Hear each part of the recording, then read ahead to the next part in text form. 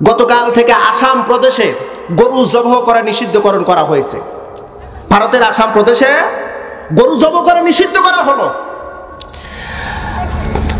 কয়েকদিন ধরা চলতেছে ভারতের মুসলমানদের উপরে নির্বিচারে অত্যাচার, নির্যাতন। অনেক মসজিদের দাঙ্গামা লাগিয়ে দেওয়া হচ্ছে, মসজিদ তালাবদ্ধ করে দেওয়া হচ্ছে। ওরা ইতিপূর্বে যা করেছে আমরা যতটুকু জানি, ইতিপূর্বে যা করেছে, বিশ্বের ভিতরে স্বর্ণোজ্জ্বল একটি মসজিদ, বাবরি মসজিদ ভেঙে রাম মন্দির করলো। এখন আবার নতুন পায় তারা আজমিরের মসজিদ, আজমির শরীফের মসজিদ ভেঙে আবার ওখানে মন্দির করবে। আমর হাজারের সিগা ইলা মাগফিরা, গুনাহ মাফ নেওয়ার জন্য দৌড় দাও। মির রব্বিকুম, তোমার রবের নিকট থেকে গুনাহ মাফ নেওয়ার জন্য দৌড় দেওয়ার কথা আল্লাহ পাক বললেন। আরো দৌড় দাও সেই জান্নাতের দিকে, যেই জান্নাতের প্রশস্ততা এই জমিন থেকে আসমান বরাবর, এমন বিশাল বিস্তীর্ণ একটা জান্নাতের দিকে দৌড় দাও। আমার রব বললেন, জোরে বললেন কে? একটু জবান খুলে বলেন, বললেন কে?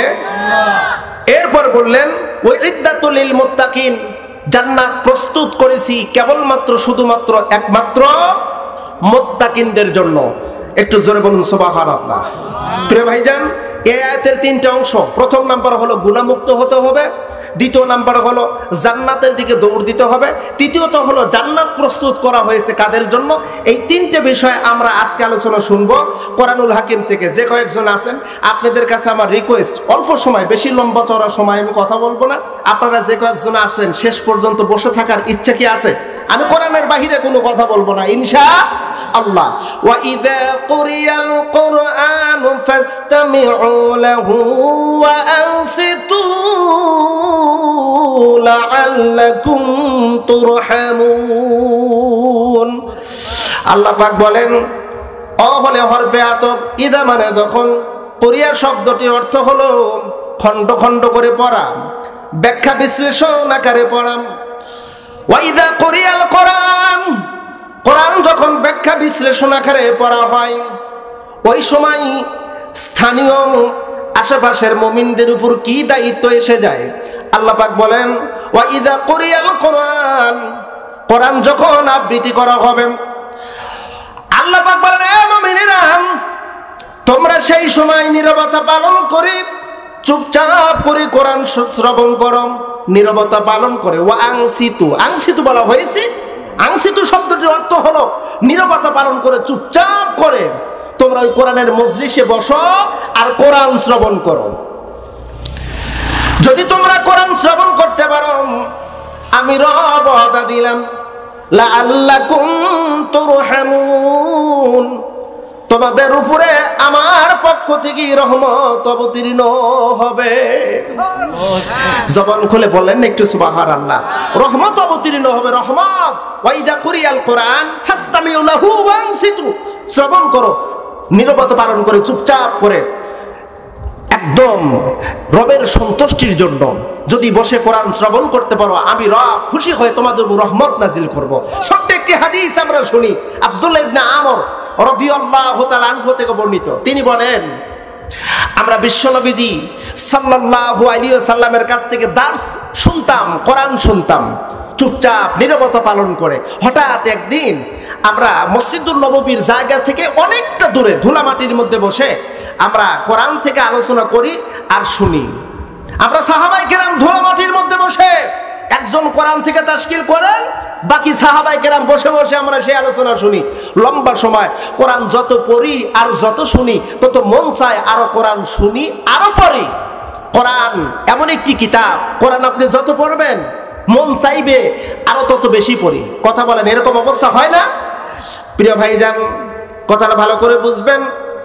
আব্দুল্লাহ ইবনে আমর রাদিয়াল্লাহু তাআলা আনহু বর্ণনা করেন, প্রিয় নবীজি মসজিদুন নববীর বারান্দায় বসা, আর আমরা ধুলামাটির মধ্যে বসে কোরআন থেকে আলোচনা করি আর শুনি। আল্লাহর নবীজি মসজিদুন নববীর বারান্দায় বসে বসে আমাদের আলোচনা শুনতেছিলাম। দীর্ঘ সময় আলোচনা করি আর শুনি, যত করি ততই মন চায় লম্বা করে আলোচনা করি আর শুনি। আল্লাহ পাক এ ব্যাপারে বলেছে, মুমিনদের ব্যাপারে বলেছে, যারা মুমিন কোরআন যত পড়বে, কোরআন যত শুনবে, তাদের মন চাইবে আরো বেশি বেশি করে পড়ি আর শুনি। ইন্নামাল মুমিনুনা আল্লাযীনা ইযা যুকিরাল্লাহু ওয়াজিলাত কুলুবুহুম وَإِذَا تُلِيَتْ عَلَيْهِمْ آيَاتُهُ زَادَتْهُمْ إِيمَانًا وَعَلَى رَبِّهِمْ يَتَوَكَّلُونَ। মুমিন আল্লাহ পাক পরিচয় দিলেন, ইন্নামাল মুমিনুন, নিশ্চয়ই ওরা মুমিন, ইদা যুকিরাল্লাহ, যেখানে আল্লাহর জিকির হয়। আল্লাহর জিকির বলতে এখানে কোরআনকে বোঝানো হয়েছে। কোরআন যেখানে আলোচনা হয়, কোরআন থেকে যখন বয়ান করা হয়, তাফসীর করা হয়, মুমিন ওরা যারা কন্দনরত অবস্থায় দিলটা নরম করে দিয়ে বসে পড়ে কোরআন শুনে, ওরা হলো আল্লাহর ভাষায় মুমিন। জোরবেন কার ভাষায় মুমিন? আল্লাহর ভাষায় মুমিন। ওরা যখন সময় পায় তেলাওয়াত করে অথবা তেলাওয়াত শোনে, যাদাতুহুম ঈমানাম, আমি আল্লাহ ঈমান বৃদ্ধি করে দেই।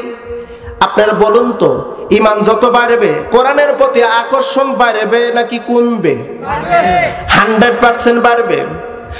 আব্দুল্লাহ ইবনে আমর বলেন, আমরা লম্বা সময় ভরে কোরআন পড়ি আর শুনি, ঠিক এমত অবস্থায় লক্ষ্য করে দেখি গো, রাহমাতুল লিল আলামিন মসজিদুন নববীর বারান্দার জায়গা ছেড়ে দিয়া দৌড় দিয়া আমাদের মজলিসের মধ্যে এসে দাঁড়ায় গেল। আমরা সবাই বসা ছিলাম, নবীজি যখন দৌড় দিয়ে আমাদের মজলিসে আসতেছিলেন, আমরা সবাই দাঁড়িয়ে গেলাম। আলোচনা চলতেছিল, নবীজির আসা মাত্রই আলোচনা বন্ধ করে দিলাম। আমরা ভয় পেয়ে গেছি, রাহমাতুল লিল আলামিন কেন এত জোরে দৌড় দিয়ে আমাদের মজলিসে আসলো? আমরা তাকাই আছি নবীজির দিকে। আল্লাহর নবী বললেন, ও সাহাবীরা রে, কেন এমন করে আমার দিকে তাকাই আছো? একজন সাহাবী বলেন, ইয়া রাসূলুল্লাহ, ও নবীজি, আপনি কেন এত জোরে দৌড় দিয়ে আসলেন? এই জন্য আমরা ভয় পেয়ে আপনার দিকে তাকাই আছি। আল্লাহর রাসূল বললেন, এ সাহাবীরা, আমি এসেছি কি জন্য তোমরা কি জানো? সাহাবীরা বলল, এটা আপনি ভালো জানেন আর আল্লাহ ভালো জানেন। রাসূল বললেন, ও সাহাবীরা, তোমরা কোরআন থেকে আলোচনা করো আর শোনো। আমি মসজিদুন নববীর বারান্দায় বসে বসে আমিও তোমাদের আলোচনা শুনতেছিলাম, আমার খুব ভালো লাগতেছিল। লম্বা চওড়া সময় শুনলাম, মনের অজান্তেই আমার নজর গেছে আকাশের দিকে। আকাশের দিকে তাকায়া দেখি আমার রব তোমাদের উপর খুশি হয়ে তোমরা ধুলা মাটির মধ্যে বসে রয়েছো, কোরআন পড়ো, শোনো, তোমাদের উপরে আল্লাহর রহমত অর্পিত হয়। আমি নবী মসজিদুন নববীর বারান্দায় বসে আছি, আমার উপরে একটা রহমত অবতীর্ণ হচ্ছে না, নাজিল হচ্ছে না। রহমত আবার নবী মসজিদুন নববীর জায়গা ছেড়ে দিয়া আমি তোমাদের মাঝে ধুলা মাটির মধ্যে এসে দাঁড়ায় গেছি। আরো জোরে বলেন একটু সুবহানাল্লাহ। প্রিয় ভাই, রহমত আল্লাহ পাক বললেন, কোরআন যারা শুনবে পড়বে তাদের উপরে 100% রহমত অবতীর্ণ করবেন। তিনি কে? আল্লাহ অবতীর্ণ করবেন। কিন্তু আমরা মুসলমান, দুর্ভাগা কপাল আমাদের, আমাদের এই নসিবটা পুড়ে গেছে। আমাদের আকল সেন্স নাই, জ্ঞান আমাদের শূন্য, অনেকটা চলে গেছে। কোরআনের মর্যাদা আমরা বুঝি না। কোরআনের মর্যাদা না বোঝার কারণে পৃথিবীতে আজ গোটা দুনিয়ার প্রায় 200 কোটির উপর মুসলমান, 200 কোটি মুসলমানের পৃথিবীতে মুসলমান আজ নির্যাতিত, মুসলমান আজ অপমানিত। ইসরায়েলের হায়নাদের হামলায় ফিলিস্তিন দীর্ঘ 2012 সাল থেকে শুরু করে 12টা বছর পেরিয়ে গেছে, চলতেছে, অবিরাম গতিতে চলতেছে। মুসলমান যেখানেই নির্যাতন সেখানে। কেন? কি জন্য?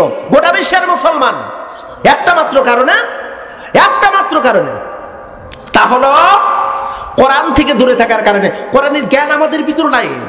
রিসেন্টলির কথা আপনাদের মাঝে বলি, নেগেটিভ সেন্সে নেবেন না। আমি আবার গতানুগতিক কোরআন থেকে আলোচনা করা, এটা হলো আমার অনেক দিনকার একটা ইচ্ছা। সেটা হলো আমি কোরআন থেকে আলোচনা করার চেষ্টা করি, তবে এভাবে নয়। কোরআন হলো আপডেট ভার্সন, যারা কথাটা বুঝতে পেরেছেন তারা হয়তো বা বুঝেছেন, কোরআন হলো আপডেট ভার্সন। আজ থেকে 1400 বছর আগে কোরআন অবতীর্ণ হয়েছে। কিন্তু আপনি যদি কোরআন বোঝেন তাহলে মনে করবেন, আপনি যদি কোরআন বুঝে যদি থাকেন মনে করবেন যে না, মাত্র মনে হয় কোরআন নাজিল হয়েছে, কোরআন মাত্র নাজিল হয়েছে। এটা হলো আপডেট ভার্সন, একটা কিতাব, মহাগ্রন্থ, আল্লাহর দেওয়া উম্মতি মুহাম্মাদের জন্য শ্রেষ্ঠ বারাকা, তার নাম হলো কোরআনুল কারীম। আজকে আমরা মুসলিম কতটা হ্যায় প্রতিবন্ধিত, আমরা লাঞ্ছিত, অপমানিত এই কোরআন থেকে দূরে থাকার কারণে। আপনারা খবর জানেন কতটুকু আমি জানি না, আজকে আমরা কতটা জুলুমের শিকার হচ্ছি, কতটুকু জুলুমের শিকার হচ্ছি এই কোরআন থেকে দূরে থাকার কারণে। একটা খবর আপনারা শুনেছেন হয়তোবা, গতকাল থেকে আসাম প্রদেশে গরু জবাহ করা নিষিদ্ধকরণ করা হয়েছে। ভারতের আসাম প্রদেশে গরু জবাহ করা নিষিদ্ধ করা হলো। কয়েকদিন ধরা চলতেছে ভারতের মুসলমানদের উপরে নির্বিচারে অত্যাচার, নির্যাতন। অনেক মসজিদের দাঙ্গামা লাগিয়ে দেওয়া হচ্ছে, মসজিদ তালাবদ্ধ করে দেওয়া হচ্ছে। ওরা ইতিপূর্বে যা করেছে আমরা যতটুকু জানি, ইতিপূর্বে যা করেছে, বিশ্বের ভিতরে স্বর্ণোজ্জ্বল একটি মসজিদ, বাবরি মসজিদ ভেঙে রাম মন্দির করলো। এখন আবার নতুন পায় তারা আজমিরের মসজিদ, আজমির শরীফের মসজিদ ভেঙে আবার ওখানে মন্দির করবে। মুসলমান নিধনে ওরা পাগল হয়ে গেছে, মুসলমান নিধনে পাগল হয়ে গেছে। সেই সূত্রটা আমার বাংলাদেশেও একটু ছড়ানো টার্গেট আছে ওদের। আপনারা জানেন কিনা জানি না, হয়তো অনেকে বলতে পারেন হুজুর এটা পক্ষপাতিত্ব কথা। না, কোনো পক্ষপাতিত্ব কথা না। Not indicate person, not indicate political party. নির্দিষ্ট করে আমি কাউকে দোষারোপ করবো না, কারণ নামে আমি বলবো না। তবে আমার ইসলামের স্বার্থে যদি কেউ হাত দেয়, কোন মুসলমানকে যদি অন্যায়ভাবে আঘাত করে, আমি মুসলমান, আমার জ্ঞান থাকা অবস্থায় আমার জবানটাকে আমি বন্ধ করতে পারবো না। আমার কোন মুসলমানকে অন্যায়ভাবে মারবে, মুসলমানের কোন সম্পদ অন্যায়ভাবে কেউ হাত দেবে, মুসলমানদের কোন ঐতিহ্যকে অন্যায়ভাবে আঘাত করবে, কোন মুসলমানের শরীরের ভিতরে যদি রক্ত থাকে ও চুপ করে থাকতে পারবে না। আমার বাংলাদেশ কিনে ওরা নতুন খেলা শুরু করেছে। আমার দেশের হিন্দুরা অনেক শান্তিতে বসবাস করে, ভারতের মুসলমানরা এত শান্তিতে থাকতে পারে না। আমার দেশের হিন্দুরা যত শান্তিতে থাকে, আমার দেশের হিন্দুরা নাকি বাড়িঘর ছাড়া করা হচ্ছে, এদের বাড়িঘর ছেড়ে এদেরকে তাড়ায় দেওয়া হচ্ছে, মন্দির ভাঙচুর করা হচ্ছে, বাড়িঘরে আগুন ধরে দেওয়া হচ্ছে। ভারতের কিছু মিডিয়া, সন্ত্রাসী মিডিয়াগুলো প্রচার করতেছে, যার ফলাফল আমরা দেখলাম ইসকন একটি সন্ত্রাসী জঙ্গি সংগঠন। আপনারা অনেকেই জানেন, কারণ এখন তো অজানার কিছুই নাই। এরকম একটা স্মার্টফোন হাতে থাকলেই গোটা দুনিয়ার খবর এক মুহূর্তে জানা যায়। কথা বলেন, ইসকন একটি সন্ত্রাসী জঙ্গি সংগঠন। তারা পর্যায়ক্রমে 2009 সাল থেকে শুরু করে 24 সালের আগ মুহূর্ত পর্যন্ত, 5ই আগস্টের আগ মুহূর্ত পর্যন্ত এই বাংলাদেশে যতগুলো সন্ত্রাসী নৈরাজ্য করেছে তা বাংলার ইতিহাস ভোলে নাই, বাংলার ইতিহাস ভোলে নাই। ইসকন সন্ত্রাসী সংগঠন, এই ইসকন সন্ত্রাসী সংগঠনের বিরোধিতা করাতে দেখা গেল ভারত খেপে গেছে। ভারত এখন বলতেছে যে হিন্দুদের উপরে জুলুম নির্যাতন করা হচ্ছে, এজন্য তারা চোখ রাঙিয়ে আছে বাংলার জমিনের দিকে। তবে